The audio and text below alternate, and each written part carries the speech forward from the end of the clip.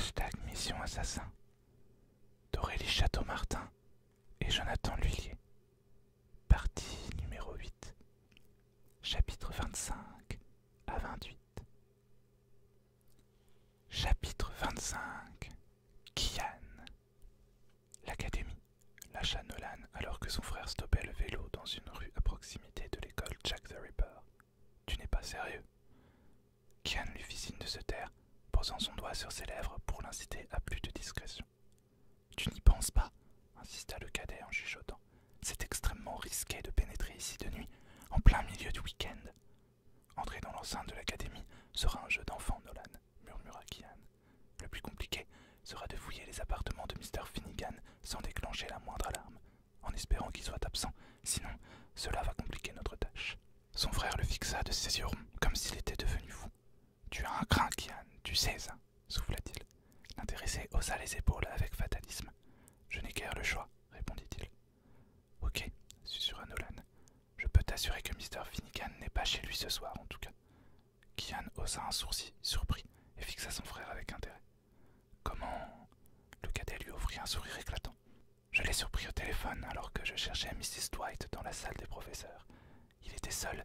Quand il m'a vu, il a raccroché, mais avant cela, je l'ai entendu dire « Très bien, je viendrai passer la nuit de samedi à dimanche chez vous avec joie. » Je dois dire que ça m'a passablement dégoûté d'envisager que Mr. Finnegan puisse avoir une vie sexuelle, mais bon, toujours est-il qu'il n'est a priori pas chez lui cette nuit. Kian pinça ses lèvres, un peu confus. Lui non plus ne concevait pas vraiment Mr. Finnegan ayant une relation amoureuse avec qui que ce soit, surtout vu la situation dans laquelle il se trouvait, à moins qu'il s'agisse de toute autre chose et qu'il ait décidé de rejoindre un ou une des conjurés. Tout était possible après tout. Il fit une grimace en l'imaginant embrassant sa tante, Mrs. Fawkes. L'idée le fit frissonner d'aversion. Non, vraiment, il valait mieux qu'il se concentre sur sa chance et qu'il se focalise sur la mission. Bien, c'est une bonne nouvelle, admit-il. Si tu le dis, ironisa son frère. Comment tu comptes t'y prendre pour entrer dans l'aile des professeurs pour commencer? Kian se tourna vers lui, lui offrit un sourire victorieux.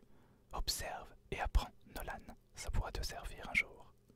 Délaissant sa bicyclette, il entraîna son cadet vers une rue adjacente à l'académie. Connaissant sur le bout des doigts la moindre protection de l'école, il entama l'ascension du bâtiment d'en face, suivi par Nolan, qui ne disait plus le moindre mot. Enfin, ils se rétablirent sur le toit et échangèrent un regard sombre. Et maintenant, chuchota le cadet. Kian eut un sourire sinistre, puis montra la ligne électrique qui passait au-dessus du toit et dont le poteau était presque collé à l'académie. Tu veux qu'on s'amuse à se griller la cervelle? Plaisanta Nolan sans conviction. Tu veux bien me faire confiance, soupira Kian. C'est sans danger, il suffit d'être vigilant. Tu as tes gants? Le cadet acquiesça en silence, sortant les 10 gants de sa poche. Les O'Connor possédaient, en plus d'un don naturel pour leur profession, des accessoires qui les rendaient moins vulnérables encore et leur permettaient de réaliser des exploits, comme, par exemple, se suspendre à des fils électriques pour progresser vers leur but. Et comment allons-nous les atteindre, ces fils? Souffla Nolan. Kian dégagea ses vêtements de son poignet, dévoilant un bracelet sombre orné d'un bouton noir. Non, je rêve, t'as un lance-grappin, s'étonna son frère. Évidemment que j'en ai un. Tout bon assassin se doit de posséder pareille technologie. Alors on va jouer à Spider-Man, ricana le cadet. Kian fronça les sourcils. Nolan lui sourit avec humour. Ne me dis pas que tu ne connais pas Spider-Man. Je n'ai pas dit ça, grommela Kian. Je pensais juste que ses toiles étaient réelles, comme une vraie araignée. Non, non, il a un lance-toile attaché au poignet, comme toi, expliqua Nolan. D'où sais-tu des choses pareilles, toi? Peu importe, nous avons une mission. Tu peux me laisser me concentrer, Nolan? Celui-ci acquiesça gravement, retrouvant son sérieux. Kian leva le poignet, visa, tira. Un filin sombre jaillit du bijou qui ornait son avant-bras, s'envola dans les airs en silence, s'enroula au câble électrique. On y va, chuchota Kian en tendant les bras à son frère. Tu comptes me tenir contre toi? Balbutia ce dernier. Oui, pourquoi? Je ne sais pas, je ne le sens pas trop. Pourquoi n'avons-nous pas directement grimpé au poteau en plus? Parce que le bâtiment est protégé, bien sûr, moquerait Kian. Alors tu viens ou tu restes ici? Dans un soupir contenu, Nolan s'agrippa à son frère. Tiens-toi bien, souffla celui-ci. Son cadet s'accrocha fermement à lui, tandis que Kian appuyait à nouveau sur le bouton, et le filin entreprit de se rétracter, emportant les deux garçons dans les airs. Nolan s'accrochait avec force à son aîné. Il ne semblait pas rassuré, mais il ne fit pas le moindre bruit. Ils arrivèrent enfin au niveau des fils électriques et se suspendirent vivement, chacun à l'un d'eux. Kian récupéra son filin puis fit un signe discret à son frère de le suivre. Celui-ci lui obéit sans un mot. Ensemble, ils se faufilèrent le long du câble, jusqu'à la terrasse sur les toits qu'il avait vu avoir, 2 jours plus tôt, une discussion à propos de la conjuration avec Ashvin, et accessoirement, très accessoirement, où le jeune indien l'avait encore une fois embrassé. Il secoua la tête, chassant ses pensées troublantes. « Tout va bien ?» lui demanda Nolan à voix basse. Se souvenant de sa présence, il réprima une grimace et retrouva son sang-froid. À bien y réfléchir, c'était peut-être une bonne chose que son frère l'ait accompagné ce soir.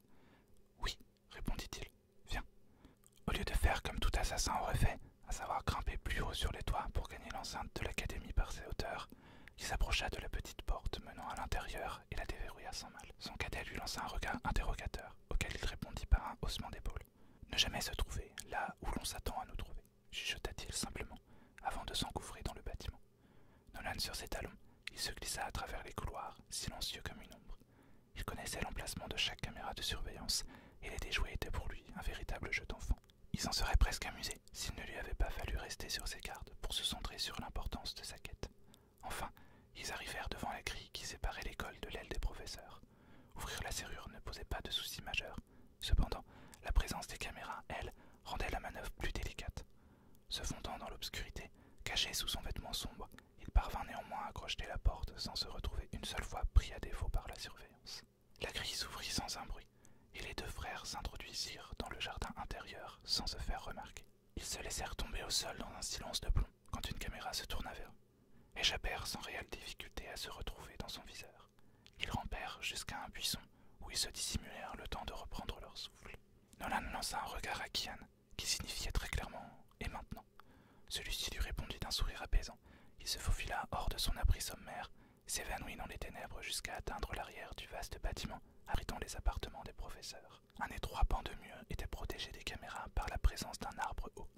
Kian, estimant le danger, en conclut que la surveillance se centrait sur l'arbre, justement, et que personne n'avait imaginé que qui que ce soit puisse grimper directement au mur, simplement parce que la paroi avait été lissée et ne comportait pas la moindre faille visible. Mais même de nuit, Kian en distinguait les petites aspérités. Il n'était pas un surhomme, il ne pouvait pas gravir un mur de verre, mais un mur de briques garni d'un crépi comportant de menus défauts n'était pas impossible à escalader. Il avait été entraîné par les meilleurs, il en était capable, et Nolan également. Et maintenant, murmura son frère en se plaçant à côté de lui. Kian lui montra le fondement du bâtiment d'un geste du menton. On grimpe, souffla-t-il. Il ne fut pas étonné de voir son cadet hocher la tête gravement. Ok, répondit ce dernier d'une voix assurée. Kian sourit. Oui, les O'Connor étaient des êtres à part, une élite faite pour réaliser des exploits qui paraissaient impossibles au reste du monde. Il était temps de se prouver à eux-mêmes qu'ils possédaient un sang unique et que leurs instructions avaient été impeccables. Chapitre 26. Kian. La mission était un échec. Kian avait beau avoir fouillé partout dans les affaires de Mr. Finnegan, après avoir réussi à pénétrer sans souci majeur dans ses appartements, il n'avait rien trouvé de véritablement révélateur. Rien, en tout cas, qui puisse servir de preuve ultime de la trahison du professeur. Le jeune assassin en était profondément déçu. Il avait tant espéré dénicher la preuve qui permettrait de dénoncer la conjuration et de sauver le monde. Il avait conscience que ses expectatives étaient irréalistes, n'empêche qu'il y avait cru pendant un moment. Tout s'était déroulé à la perfection. Alors, n'était-il pas en droit de s'attendre à trouver au milieu du salon de Mr. Finnegan une lettre signée de sa main, comme quoi lui et tous les autres étaient des félons et que leur but était de renverser la guilde?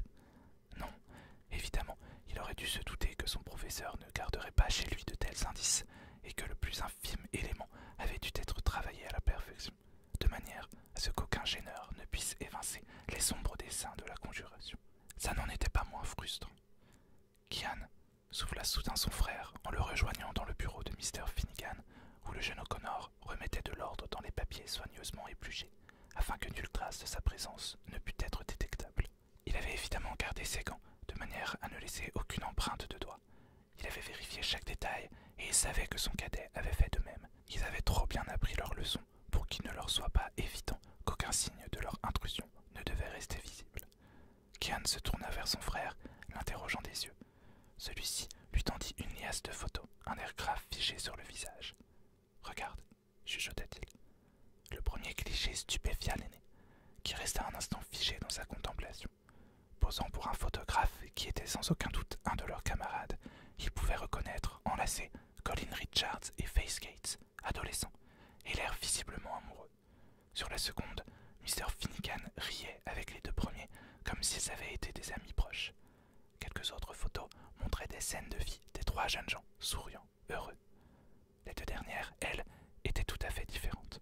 On y voyait Faith Gate en robe de mariée, au bras de son époux, Abraham, le président du conseil de la guilde. L'homme rayonnait, tandis que la femme, elle, affichait un sourire de convenance.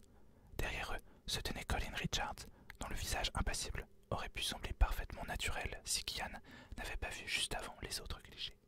En ayant connaissance de l'idylle passée du secrétaire du conseil avec la femme de Mr. Gates, il était impossible d'ignorer l'éclat de haine qui brillait dans ses yeux fixés sur le marié.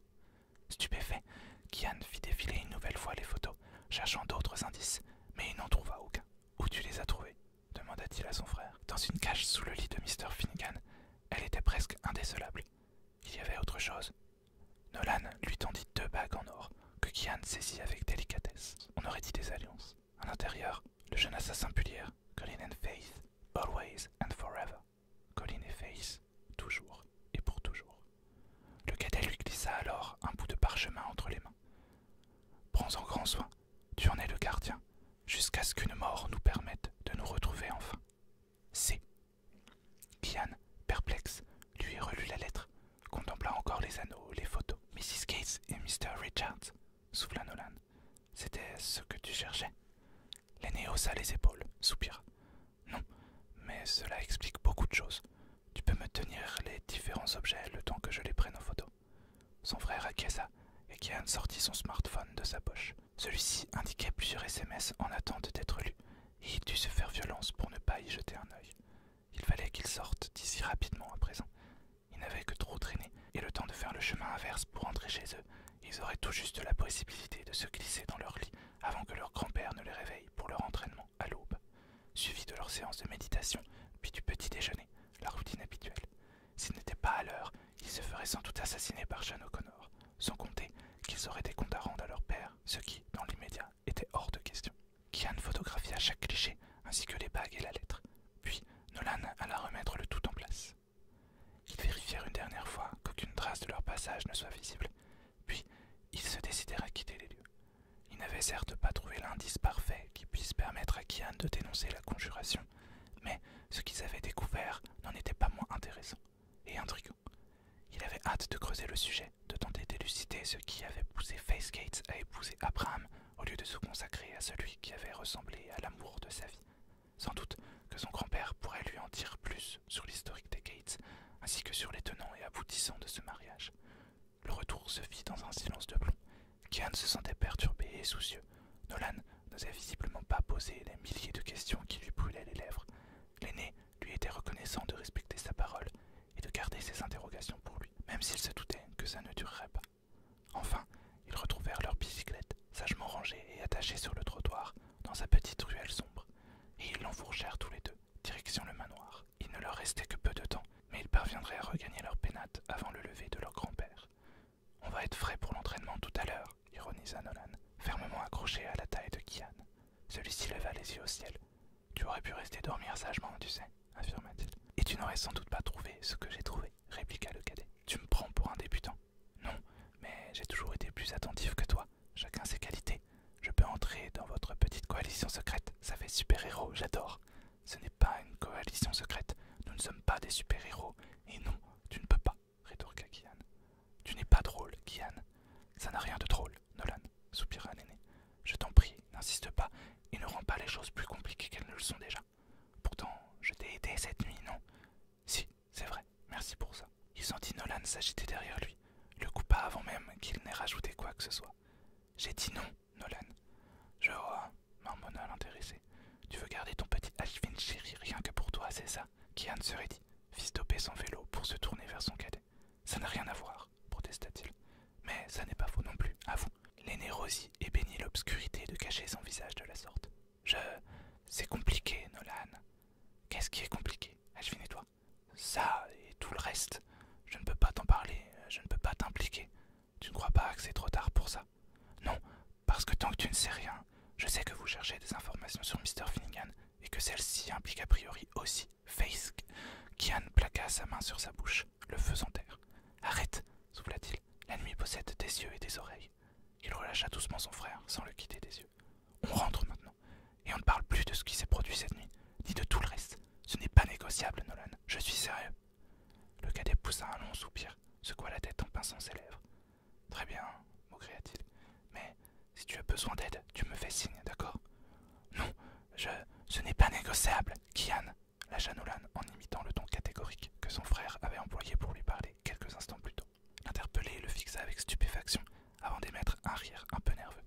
Tu es bien à O'Connor, Nolan, plaisanta-t-il.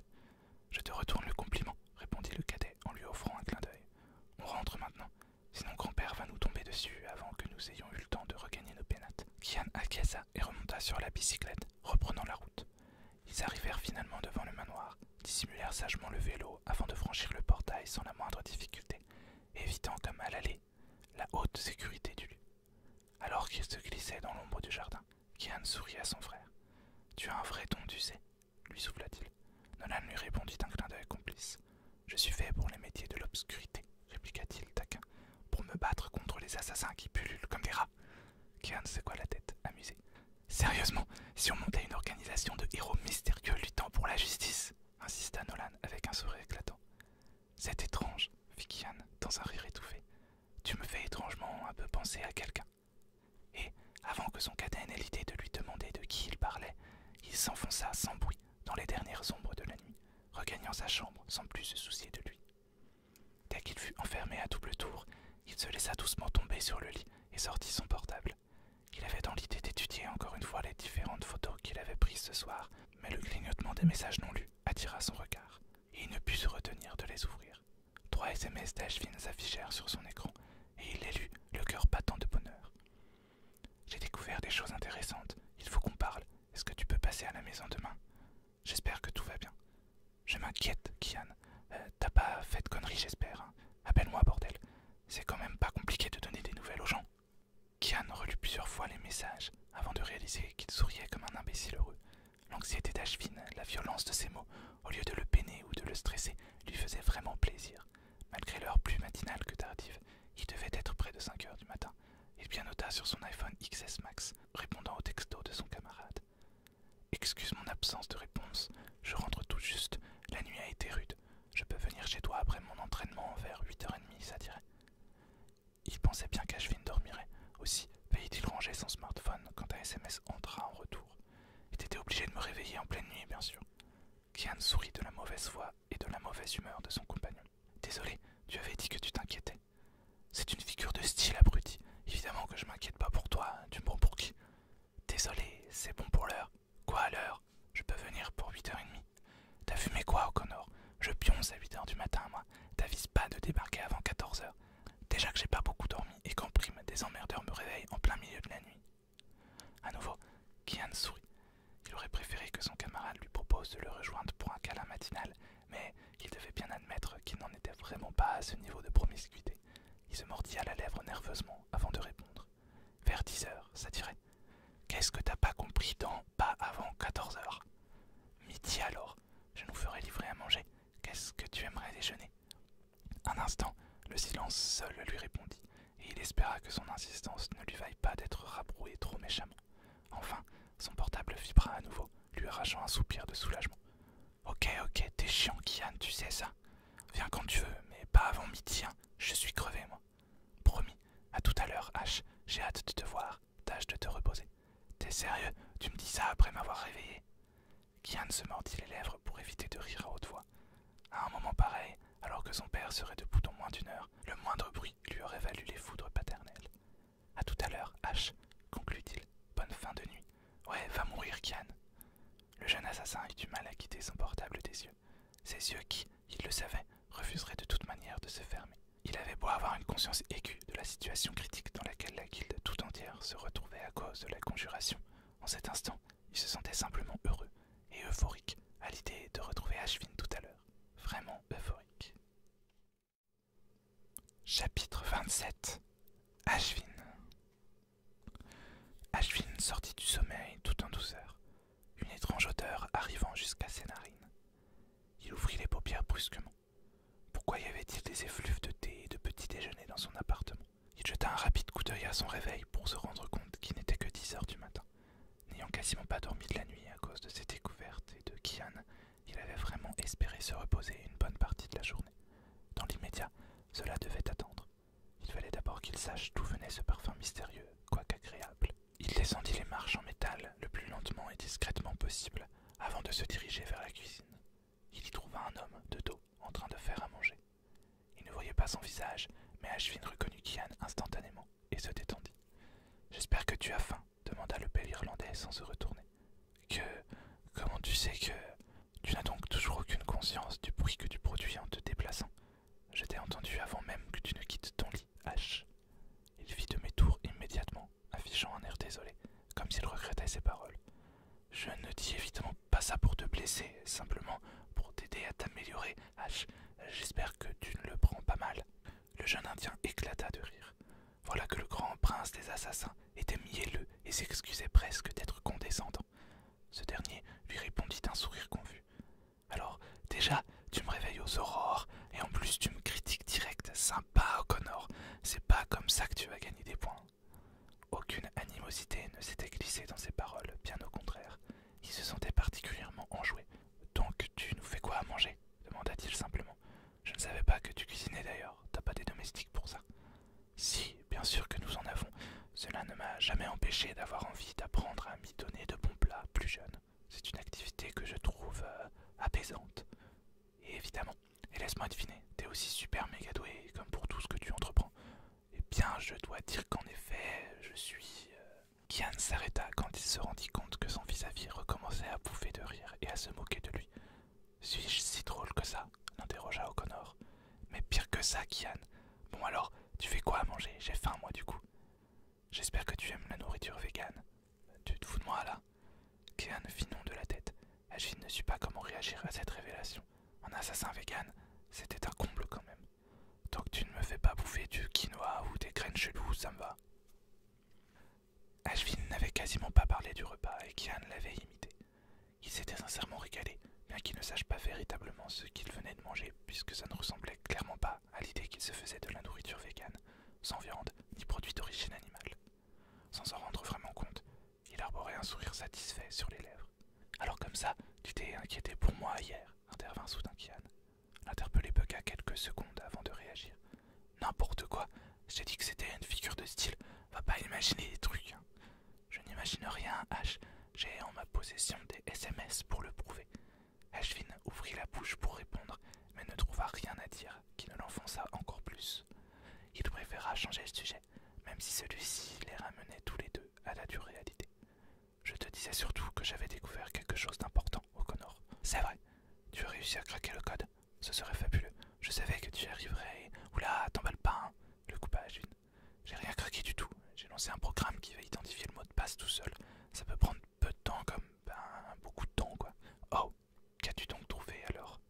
Je vais te montrer, ce sera plus simple. » Le jeune Indien se leva et lui fit signe de le suivre. Kian n'avait pas paru étonné en découvrant la pièce secrète derrière la bibliothèque. Était-il impossible de le surprendre? Enfin, des salles cachées, il devait y en avoir des centaines dans son super château de riche. Comme Ashvin était resté silencieux et immobile pendant un moment, le bel Irlandais se planta devant lui, l'air gêné. « Et donc tu as déniché un bureau derrière une bibliothèque ?» demanda-t-il, semblant presque déçu. Ben oui. Enfin, non. Enfin, oui, mais c'est pas ça ma grande découverte. » Le bel Irlandais parut soulagé, puis finit par afficher un visage grave. « Et ton père, il ne va pas rentrer bientôt, j'espère. Je suppose qu'il prendrait mal le fait que tu aies pénétré dans son bureau privé. »« Oh, je... » bégaya Ashvin. « Il y a un problème ?»« Non, enfin si. Enfin, je ne sais pas si je dois te le dire, je ne l'ai jamais dit à personne et... Mais c'est important, sauf que tu vas sans doute ne plus jamais vouloir me parler ensuite, alors je... » Kian posa son doigt sur les lèvres de son vis-à-vis pour l'empêcher de continuer. « Crois-moi, H, rien de ce que tu pourras me dire ne me détournera de toi, » le rassura-t-il. Le regard du jeune Indien se fit fuyant et il se plaça dos à lui. « Mon père, il est mort, Kian, et c'est moi qui l'ai tué. » Chapitre 28. Ashvin. C'était il y a presque un an. Je dois aussi t'avouer que je ne regrette pas mon geste. Je n'ai jamais aimé mon père. Enfin, c'est plutôt lui qui ne m'a jamais aimé. Et il me le montrait dès qu'il en avait l'occasion. Les coups de bâton étaient sa spécialité, mais ce n'était pas le pire. J'ai d'ailleurs des cicatrices pour me le rappeler. Je ne sais pas si c'est le départ de ma mère qui l'a rendu comme ça ou s'il l'était déjà avant. J'étais trop petit pour m'en souvenir et puis, bon, ce ne serait pas une excuse. Quand j'y pense, si ma mère a figé le camp, c'est qu'elle devait bien avoir une raison. Enfin bref, j'avais décidé de tout quitter et de fuguer. Je ne sais pas trop où, pour être honnête. Juste m'enfuir d'ici, même si j'adore Londres, seulement il l'a découvert et il me l'a fait payer. Malheureusement pour lui, nous nous trouvions dans la salle d'entraînement. J'ai saisi l'arme la plus proche et Ashvin ravala un sanglot en frissonnant. Il allait poursuivre quand il sentit deux mains se poser de chaque côté de ses épaules et l'obliger à se retourner. Il ne voulait pas regarder Kian dans les yeux, pas après lui avoir révélé ça. Le fait qu'ils soient tous les deux des assassins ne justifiait pas vraiment un parricide. Cependant, il ne résista pas quand le bel Irlandais le prit dans ses bras et le serra avec affection. Je te l'ai dit, Ash, rien de tout ce que tu me diras, j'ai pas fini, le coupa Ashvin en le repoussant. Je t'écoute dans ce cas. J'ai tout mis en œuvre pour dissimuler le corps et sa mort tout entière. Sinon, on m'aurait renvoyé dans ma famille. La seule qu'il me reste se trouve en Inde et je ne la connais pas. Du coup, j'ai endossé son rôle et j'ai continué à financer toutes ces manigances en faisant croire aux gens qu'il partait en voyage ou je ne sais quelle idiotie du genre. Franchement, tout le monde s'en foutait tant que les sous tombaient. J'avais prévu de tout quitter une fois majeur et d'empocher tout son argent. Tout ça me paraît légitime, H, le rassura Kian. Et pour tout te dire, je suis heureux que tu aies agi ainsi. Ton père était clairement une ordure et je préfère te savoir près de moi. Ouais, ben, tu n'auras plus le même discours quand tu verras ce que j'ai aidé à financer. Ashvin avança dans la pièce et lui montra du doigt un tas de papiers posés en vrac sur un grand bureau en métal, mais aussi par terre. Kian les étudia avec attention. Si j'ai bien compris, l'argent de mon paternel a servi à financer la fabrication d'un virus mortel. Non, non, attends, je rectifie. Du virus le plus mortel jamais conçu. Indétectable et horriblement virulent, sans compter les nombreuses armes et appareils technologiques dignes d'un film d'espionnage. Je suis un monstre. Kian releva les yeux dans sa direction, livide. Il tenta de se rapprocher de lui. Ashvin s'éloigna. Écoute, Ash, tu n'as rien d'un monstre. Tu ne pouvais pas savoir que... Ouais, ben j'aurais dû. Je suis là, toujours à me foutre de tout et à ne m'intéresser à rien. Vous avez tous raison, je suis un bon à rien et même un traître maintenant. Pourquoi tu essaies de me défendre, hein? Pourquoi tu me détestes pas? Sa voix se cassa et il baissa la tête, prêt à pleurer. Kian s'avança vers lui doucement et l'enlaça. Ashvin n'avait plus la force de résister. Je le répète, tu n'as rien d'un monstre, Ashvin y repartit. Avais-tu sincèrement l'intention de devenir un traître et de financer ce genre de projet? Regarde-moi. Le jeune O'Connor était d'un calme et d'une bienveillance qu'Ashvin avait rarement vue. Son regard de moi avait été doux et posé, bien que ferme. L'interpellé ne put d'ailleurs pas s'empêcher d'obéir. Non, bien sûr que non, Kian, mais ce qui est fait est fait. En effet, donc maintenant, plutôt que de t'en vouloir, il va falloir redoubler d'efforts pour réparer tes actions involontaires. Sache cependant que je ne t'en tiens pas rigueur, ni ne te considère comme coupable. Ça ne change rien à ce que je ressens pour toi. Ce qu'il ressentait pour lui. Ashvin m'aurait envie de lui demander ce qu'il ressentait vraiment quand un autre point important lui revint à l'esprit. Kian, mon père est décédé il y a 9 mois à peu près. Et alors? L'interrogea le jeune Irlandais. Alors, eh bien tout ce qui se trouve dans cette pièce est au moins aussi vieux que ça. Certains de ces projets étaient déjà bien avancés. J'ose à peine imaginer leur statut actuel. Kian le serra un peu plus fort, avant de s'éloigner de lui, sans pour autant briser le contact. Il le regarda droit dans les yeux et lui offrit un magnifique sourire. J'ai une idée, dit-il simplement. Je sais que tout ça est important et que nous devons travailler dessus, mais dans l'immédiat, tu dois te vider l'esprit. Que dirais-tu si je t'invitais chez moi, là, tout de suite? Je pourrais te faire visiter le manoir et puis nous devons œuvrer sur notre compte-rendu de demain également. Ashvin fut stupéfait. Comment Kian pouvait-il proposer ça maintenant et comment pouvait-il réagir de cette façon? Pourquoi ne le dégoûtait-il pas? Pourquoi ne lui disait-il pas qu'il ne voulait plus jamais le revoir? Non, il le rassurait, le prenait dans ses bras et l'invitait chez lui. Et ne cherche pas d'arguments, continua ce dernier. La recherche du mot de passe pourrait prendre des jours, et tous ces projets de savant fou ont déjà attendu 9 mois. Franchement, se pencher sur tout ça demain ne changera vraiment rien, tu ne crois pas? Ashvin ne put s'empêcher de sourire. Il aimait voir Kian essayer de le convaincre. Il aimait sa joie de vivre et son affection. Tout ce qu'il avait envie de faire à cet instant, c'était de lui sauter au cou, de l'embrasser et d'assouvir le moindre de ses petits, ou grands d'ailleurs, désirs inavoués. Il résista cependant et s'éloigna un peu de son vis-à-vis, avant qu'il ne remarque la bosse dans son pantalon. D'accord, mais c'est juste parce que t'insistes. Hein. Ne va pas t'imaginer que je te suis avec plaisir dans ton château de bourgeois. Il lui sourit, lui envoya un clin d'œil et passa devant, quittant le loft, soulagé de cette opportunité qui lui permettrait de changer un peu d'air après les émotions récentes.